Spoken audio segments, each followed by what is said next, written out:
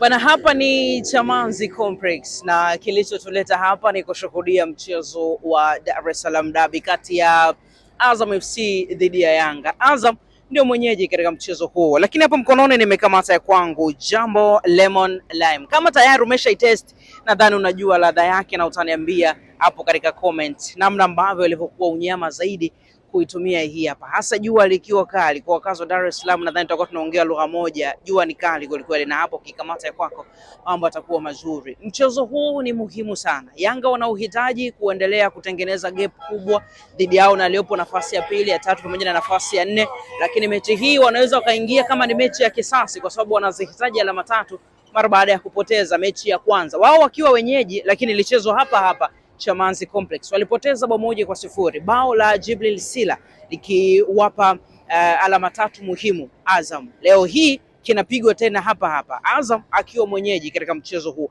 Mechi itamalizika kwa namna gani? Tupo hapa kuwajuza kwa uzuri kabisa kile ambacho kitakuwa kinaendelea kujitokeza katika mchezo huo. Mechi ni saa 1 kamili jioni. Endelea kubaki katika mitandao yetu ya kijamii, endelea pia kutufuatilia kwenye vipindi vyetu vyote, tutahakikisha tunazisogeza taarifa hizo kwa uzuri kabisa. Mimi ni Yusuf, nyuma kamera ni MK. Tupo hapa tunaitazama mechi hii na tutawajuza matokeo kwa uzuri kabisa.